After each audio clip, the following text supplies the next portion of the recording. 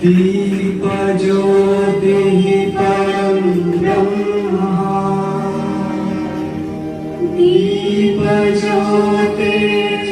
दीपज्योतिर्जनार्दनः दीपो हरतु मे पापम्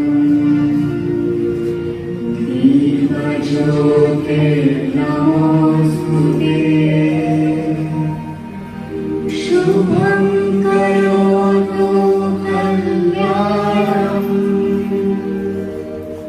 आरोग्यं सुखसम्पदः वक्रतुण्डं महाकाय सूर्यकोटिसमप्रभा निर्विघ्नं कुरु मे देव कार्येषु सर्वदा जन्म कर्म च मे दिव्यम् एवं यो वेत्ति तत्त्वतः त्यक्त्वा देहं पुनर्जन्म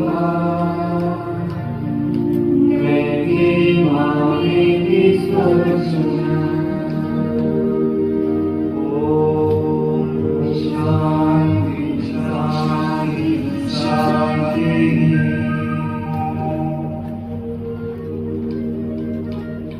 धन्यवाद पॉली मैम, आशा मैम के गाना का धन्यवाद अपना। अब मैं कक्षा 8वीं से 10वीं तक के बच्चों को सरस्वती वंदना गाने के लिए बुलाना चाहूंगा।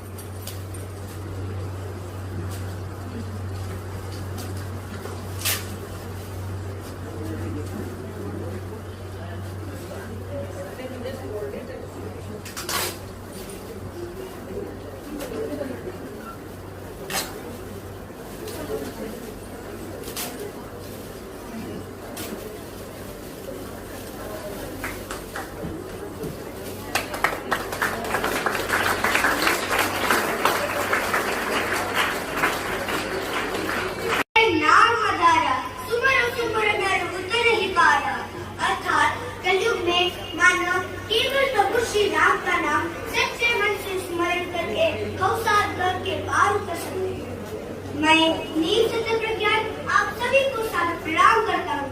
मैं आज आप लोगों के सामने श्री रामचरितमानस का 5वां अध्याय सुंदरकांड को कहानी के रूप में प्रस्तुत करने जा रहा हूँ। हनुमान जी की माता उन्हें सुंदर के पुकारती थी, इसीलिए इसे सुंदरकांड कहते हैं। जब लंकापति रावण ने माता सीता का अपहरण किया, उन्होंने लंका के अशोक वाटिका में लाकर रखा। हनुमान जी ने अपनी बुद्धि और बल से माता सीता की खोज की। जब वो अशोक वाटिका में पहुँचे तो उन्होंने देखा कि माता सीता उदास बैठी थी। उन्होंने माता सीता से कहा, जा पर कृपा राम की होई, ता पर कृपा कहीं है कोई। प्रभु श्री राम का नाम सुनते ही माता सीता ने पूछा, हे वानर तुम कौन हो? हनुमान जी ने श्री राम जी की मुद्रिका देते हुए कहा, मैं श्री राम का भक्त हनुमान हूँ, वे जल्दी आपको यहाँ से ले जाएंगे। फिर हनुमान जी ने सोचा, इतनी दूर से मैं आया हूँ तो कुछ खा लेता हूँ। अब वो तो थे एक वानर और उन्हें लगी थी भूख। अशोक वाटिका के मीठे फल खाते खाते उन्होंने पूरा वाटिका की ध्वंस कर दिया। ये सब देखकर रावण का पुत्र मेघनाथ ने हनुमान जी को नागपाश में बांधकर रावण के भरी सभा में ले गया। रावण ने मजाक उड़ाते हुए कहा, हे दुष्ट वानर तुम कौन हो? हनुमान जी ने कहा, मैं रामदूत हनुमान हूँ। रावण ने गुस्से से आदेश दिया कि इस वानर की हत्या कर दी जाए, लेकिन रावण का भाई विभीषण ने उसे समझाया कि हमें एक दूत की हत्या नहीं करनी चाहिए। फिर रावण ने आदेश दिया कि इस वानर के पूंछ में तेल में डूबा हुआ कपड़ा लपेटकर उसमें आग लगा दी जाए। बस फिर क्या था, बलशाली हनुमान जी ने अपनी पूंछ बहुत लंबी कर दी। जैसे ही उसमें आग लगी वो वहां से उड़ गए। अपनी पूंछ की लगी हुई आग से उन्होंने सारी लंका जला दी। देखते ही देखते सोने की लंका राख में बदल गई और घमंडी रावण अब वाक होकर देखता ही रह गया। अगर हनुमान जी अपना कर्म नहीं करते तो उन्हें अपना श्रम का मोल कैसे मिलता? तो मेरे प्यारे दोस्तों, इस सुंदरकांड से हमें यह शिक्षा मिलती है कि हमें रावण की तरह अपनी शक्ति पर घमंड न करते हुए दूसरों की शक्ति और ज्ञान को सम्मान देनी चाहिए। होए वही जो राम रची रखा, होए है वही जो राम रची रखा, को करी तर्क बढ़ावो साखा, को करी तर्क बढ़ावो साखा। धन्यवाद।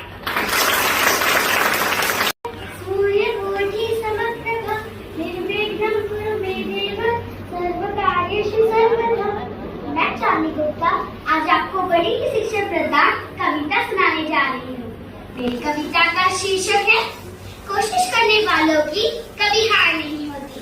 मेरी कविता के कवि हैं हरिवंश राय बच्चन। चलिए कविता शुरू करते हैं। लहरों से डर के नौका पार नहीं होती, कोशिश करने वालों की कभी हार नहीं होती। नन्ही चींटी जब दाना लेकर चढ़ती है, चढ़ती दीवारों पे 100 बार फिसलती है। मन का विश्वास रगों में साहस करता है, चढ़ के गिरना गिर के चढ़ना ना करता है। आखिर उसकी मेहनत बेकार नहीं होती, कोशिश करने वालों की कभी हार नहीं होती। डुबकियां सिंधु में गोताखोर लगाता है, डुबकियां सिंधु में गोताखोर लगाता है, जा जा के खाली हाथ लौट के आता है। नहीं मिलते सहजी मोती गहरे पानी में, नहीं मिलते सहजी मोती गहरे पानी में। आखिर उसकी मुट्ठी हर बार खाली हाथ नहीं होती, कोशिश करने वालों की कभी हार नहीं होती। असफलता एक चुनौती है, इसे स्वीकार करो। असफलता एक चुनौती है, इसे स्वीकार करो। देखो क्या कमी रह गई, सुधार करो। जब तक ना सफल हो नींद चैन को त्यागो तुम, संघर्ष का मैदान छोड़ के ना भागो तुम। कुछ किए बिना ही जय जयकार नहीं होती, कोशिश करने वालों की कभी हार नहीं होती। अंतिम पंक्ति फिर से दोहराना चाहूंगी। असफलता एक चुनौती है, इसे स्वीकार करो। असफलता एक चुनौती है, इसे स्वीकार करो। देखो क्या कमी रह गई, सुधार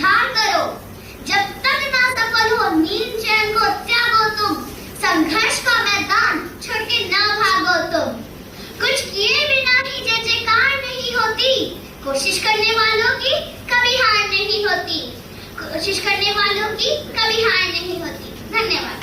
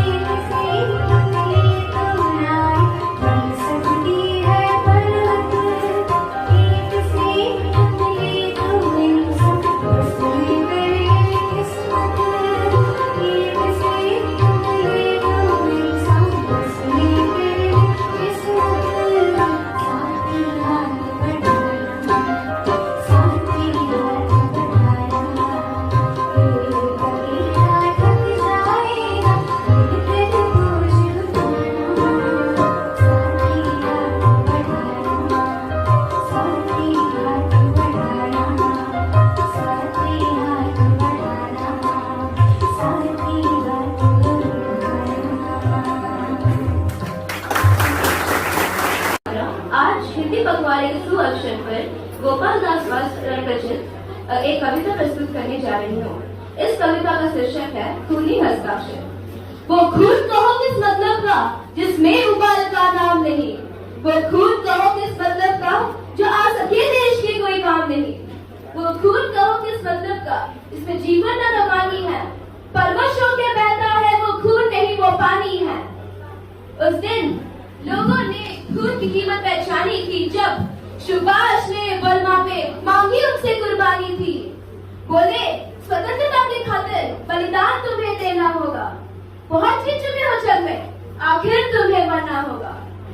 आजादी का संग्राम नहीं पैसे पे खेला जाता है, ये शीश कटाने का सौदा है, नंगे सर झेला जाता है।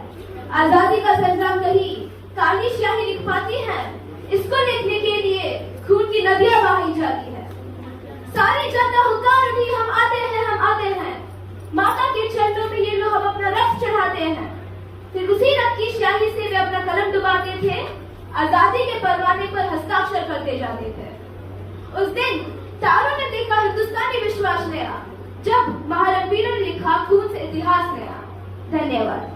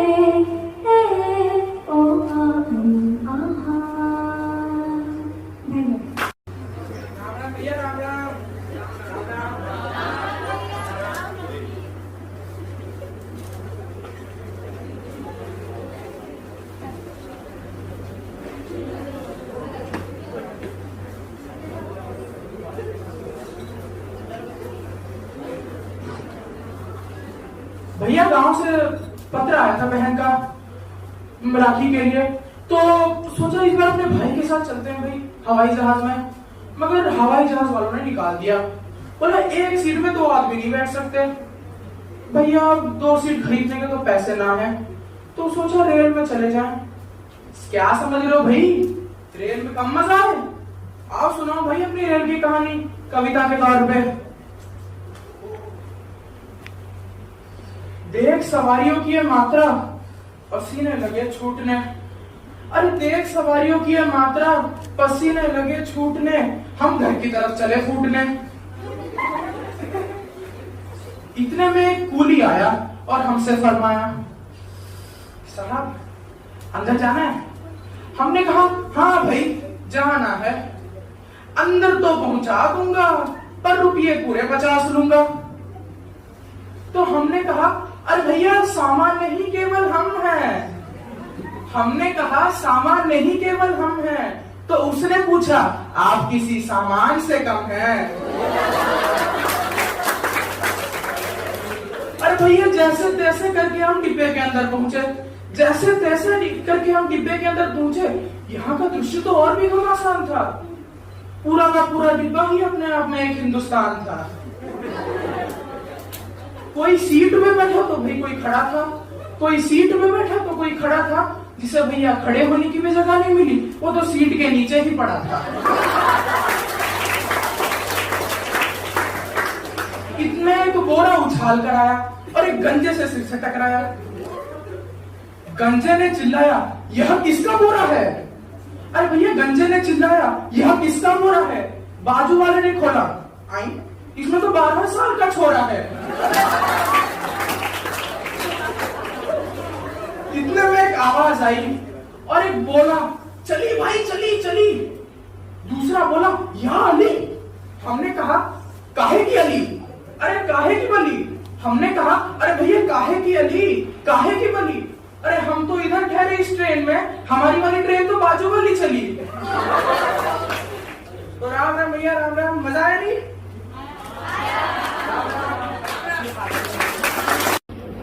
जिसके कंधों पर बोझ बढ़ा वो भारत माँ का बेटा कौन?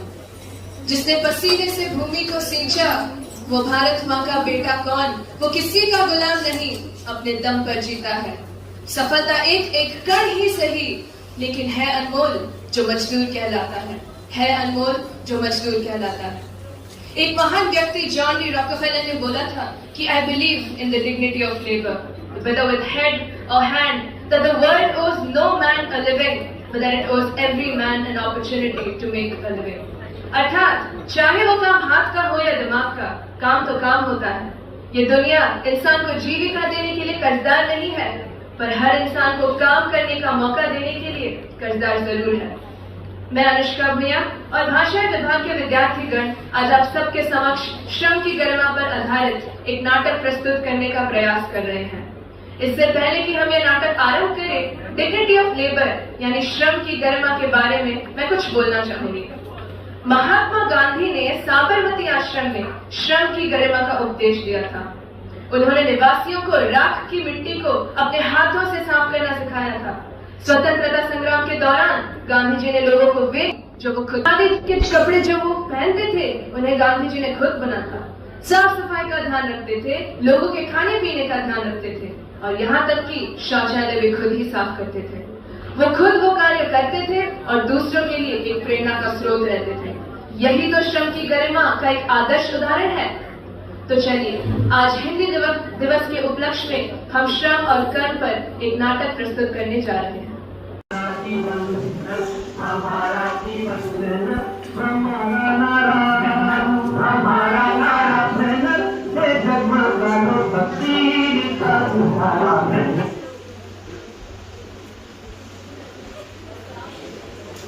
अरे गमुआ, बड़े दिन बाद दिखे, कैसे हो बेटा? अब क्या बताऊं काकी, घर पे सब ठीक, लेकिन यहाँ फसल अच्छी ही नहीं होती। मैं दिन रात मेहनत करता हूँ, मन लगा के काम भी करता हूँ, लेकिन इस सब का फायदा ही क्या हो रहा है? हाँ रामू, महंगाई तो आसमान छू रही है। हाँ काका, अब हम कर भी क्या सकते हैं? अच्छा काकी, चलता हूँ, बाकी का काम बाद में आकर कर दूंगा। जल्दी आना बेटा, बड़े काम दिखते हो। हाँ हाँ आता हूँ।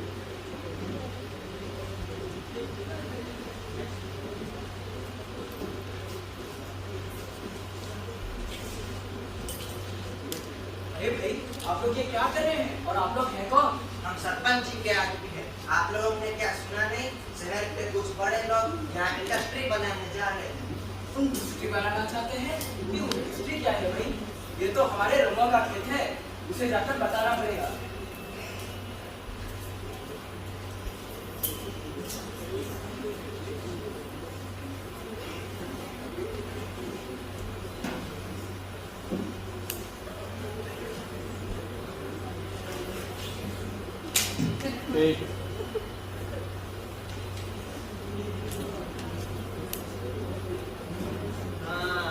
ये बन गया। अब मैं हवाई जहाज के साथ उड़ चलूंगा। ये मेरा हवाई जहाज बन गया। बिटवा, अरे बिटवा, कहाँ गया ये लड़का? हरे राम, तुम ये कमरे का क्या हालत बना रखा है? मैंने अभी साफ किया था। वहाँ बस्ता फेंका हुआ है, कागज बिखरे हुए हैं। क्या क्या बिटवा तूने? क्या माँ, अब हमेशा मुझे चिल्लाते रहते हो। अरे ये हवाई जहाज है, मैं पायलट बनूंगा। एक दिन देखना, तुम्हें और पापा को इसमें बिठा के मैं यूं उड़ चलूंगा। हाँ, तेरी पढ़ाई को देख के लग भी रहा है तू बड़े होके क्या बनेगा। अरे मेरी माँ, तुम एक दिन देखना, मैं जरूर सबके आंखों के ऊपर से यूं उड़ चलूंगा। अच्छा, चलो मान लिया तू बड़ा होके पायलट भी बन जाए, पर ये ध्यान में रखना कि तू बड़ा होके जो भी बने उसको पूरी ईमानदारी से और लगन से करना। कोई काम छोटा या बड़ा नहीं होता, सभी कामों का अपना अपना महत्व है। चल बस अब बैठ जा। ठीक है माँ। अभी साफ किया।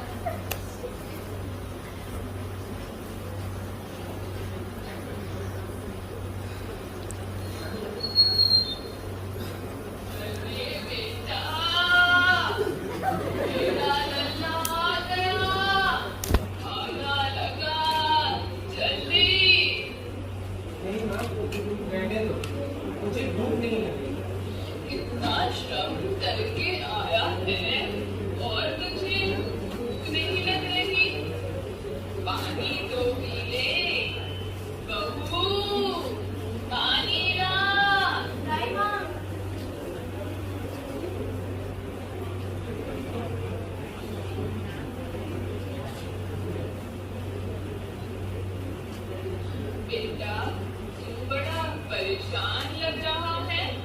हाँ माँ, वो आजकल फसल अच्छी नहीं हो रही और महंगाई भी आसमान छू रही है। अगर ऐसा ही चलता रहा तो इसे घर कैसे चला पाऊंगा?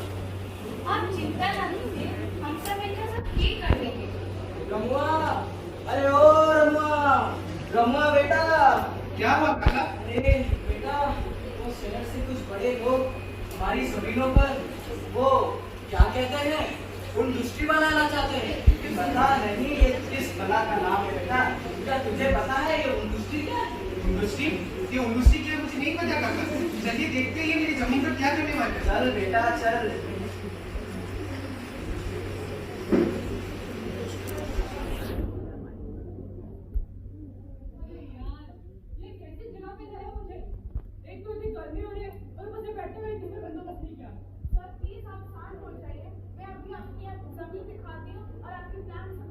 मुझे कुछ नहीं देखना, बंद करिए सब। सर प्लीज शांत हो जाइए। Manager explain the plan and share letter out. अच्छा ठीक है, आगे का तो प्लान बताओ। हाँ सर प्लीज मैनेजर।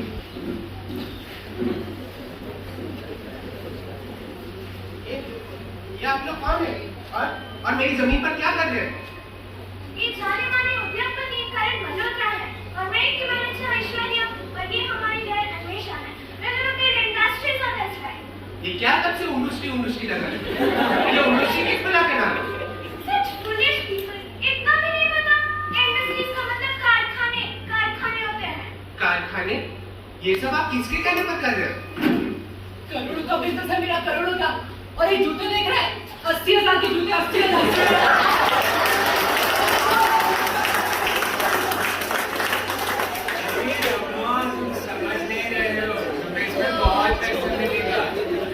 और अनाज की भी चिंता करनी नहीं पड़ेगी। घर आते हुए लक्ष्मी को कोई मना करता है क्या? सरपंच जी, आप ये क्या कह रहे हैं? हम हमारी जमीन इन्हें दे रहे, ये हमारी पूर्वजों की देन है, ये हमारा गुरु है। गुरु 1 फुट। अभी इसी वक्त तुम लोगों की जमीन ले सकती हो। अभी इसी वक्त तुम अपनी जमीन मेरे हवाले करो, but you're going to face all the consequences right now। मुझे नहीं लगता मुझे पूछना पड़ेगा। अरे रमुआ, तुम समझ नहीं रहे हो। तुम्हें कितने पैसे? अपनी जमीन दे दो, मैं ये कभी नहीं करूंगा। मैं भले ही मर जाऊं लेकिन अपनी जमीन इनके नाम कभी नहीं करूंगा। अरे ये ड्रामा बंद करो यार, मेरा दिमाग खराब हो रहा है। इतना पैसे नहीं तो बोल के अभी जा रहा है। ये थर्ड लोगों से पूछना पड़ेगा कि कितना पैसा देने के लिए। बंद करो ऐसे। अन्वेषा प्लीज लोगों को बता। यस, तुम लोग क्या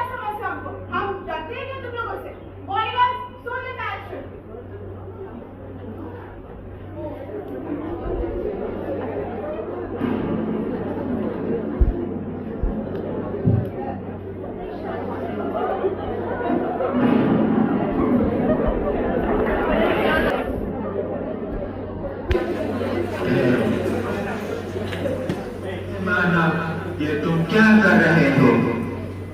तुम में और जानवरों में क्या अंतर है?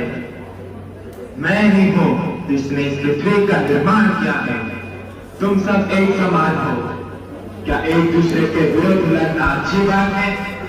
जीवन में छोटे से छोटे काम का भी अपना महत्व है। इस पृथ्वी पर रहने वाले हर एक मानव और दूसरे मानव पर निर्भर करता है। इसलिए ये सबका कर्तव्य है कि वो सभी प्रकार के कार्यों का सम्मान करें। अभी भी समय है, सुधर जाओ, नहीं तो परिणाम अत्यंत बुरा होगा।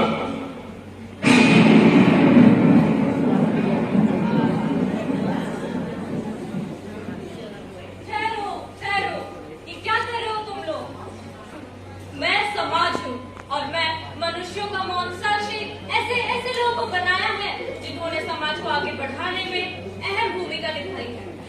मेरे सोच विचारों को मानने वाले लोगों में से एक अब्राहम लिंकन है, जिनके पिता मोची थे। जब लिंकन राष्ट्रपति बने तब उनके विपक्षियों ने उन्हें मोची का बेटा बुलाया, मोची का बेटा।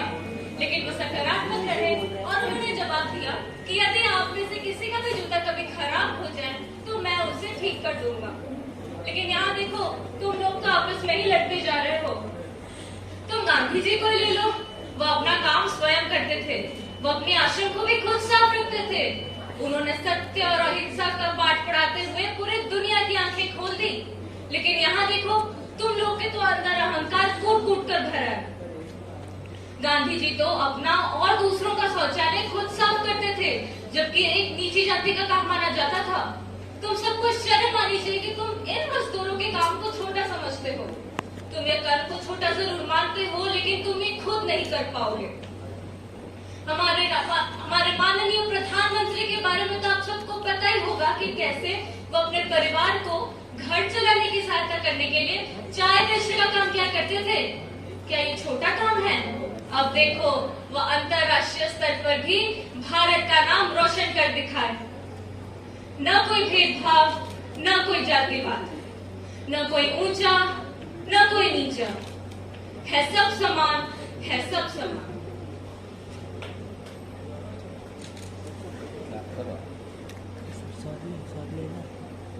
मजदूर हैं हम और मानते हैं कि तुमसे थोड़ा अलग है। तुम्हारे जिस्म लहू और हड्डियों से बने हैं, हमारे धूल और मिट्टी से। तुम माँ के कोख से जन्म लेते हो, हम कारखानों की भट्टियों से। हम खदानों का कोयला है, तुम तिजोरी का सोना।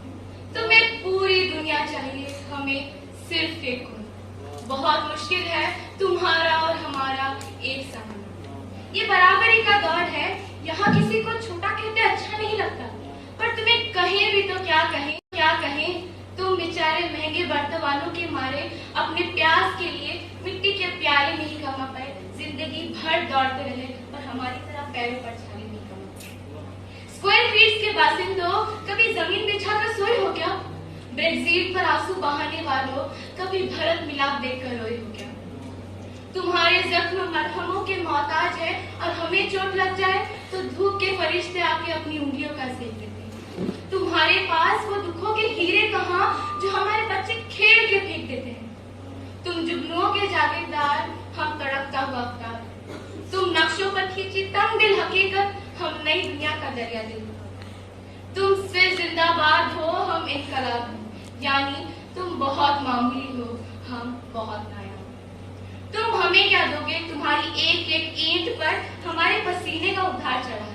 तुम हमें क्या दोगे? 21वीं सदी में तुम्हारा महाशक्ति बनने का ये सपना हमारे पैरों पर खड़ा है। तुम हमें क्या दोगे? हम देते हैं तुम्हें ये वचन कि आज छोड़कर जा रहे हैं, पर लौट कर जरूर आएंगे। तुम्हारी ये कायनात जो उजड़ गई है, इसे फिर बसाएंगे। जिंदगी का मलबा देखकर आंसू मत बहाओ, हम ईश्वर के हाथ है। तुम्हारे लिए एक नई दुनिया बनाएंगे, एक नई दुनिया बनाएंगे।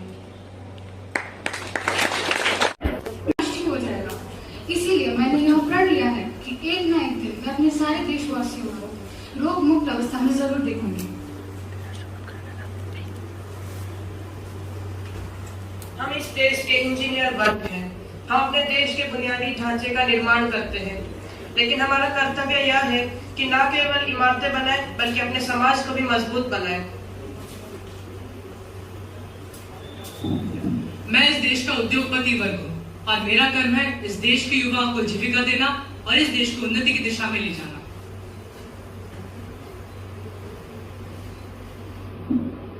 हम इस देश का किसान वर्ग हैं। हम वही किसान हैं जो खुद भूखा रहकर दूसरों की भूख मिटाने के लिए अन्न का उत्पादन करता है। हम वही किसान हैं जिसकी खुद की छत टपकती है पर वो बारिश की दुआ मांगता है। एक किसान अपने देश का सबसे महत्वपूर्ण आधार होता है। हम इस दुनिया की मजदूर वर्ग हैं। हम इस दुनिया की रीढ़ है। हम सहयोग और योगदान देंगे। हमारा भविष्य इस बात पर निर्भर करता है कि हम वर्तमान में क्या करते हैं। इसलिए हमें अपने आज का उपयोग बेहतर कल के लिए करना होगा। हम अपना कार्य पूरी ईमानदारी और लगन से करेंगे। भाषा हमारी माँ समान है। चाहे कोई भी भाषा क्यों ना हो, हम उसका सम्मान करेंगे। Must have enjoyed and learned. Every word was important. Every word was telling something. So I'm sure we all have been enlightened, and thank you Hindi department for having such a wonderful program. Thank you and God bless.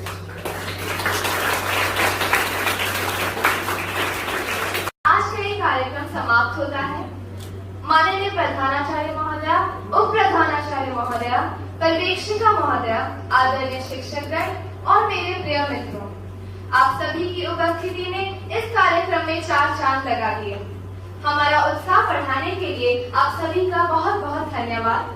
हम यहाँ उपस्थित सभी छात्रगण को धन्यवाद देना चाहेंगे जिन्होंने यहाँ शांति बनाए रख इस कार्यक्रम का आनंद लिया। हम तकनीकी विभाग और कला विभाग को भी उनके योगदान के लिए धन्यवाद देना चाहेंगे। हम हिंदी विभाग के प्रति अपना आभार व्यक्त करना चाहेंगे जिन्होंने हमें इस कार्यक्रम का हिस्सा बनने का सुनहरा अवसर दिया। हिंदी है हम, वतन है हिंदुस्तान हमारा। मोहम्मद इकबाल की इन पंक्तियों के साथ मैं आज के कार्यक्रम को विराम देती हूँ। आप सभी को हिंदी दिवस की हार्दिक शुभकामनाएं। धन्यवाद।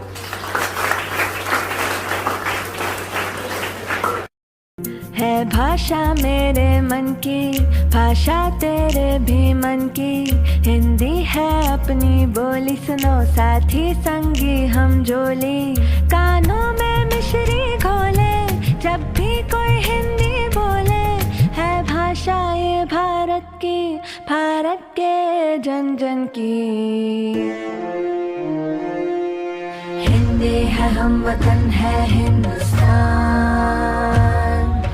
हिंदी है हम वतन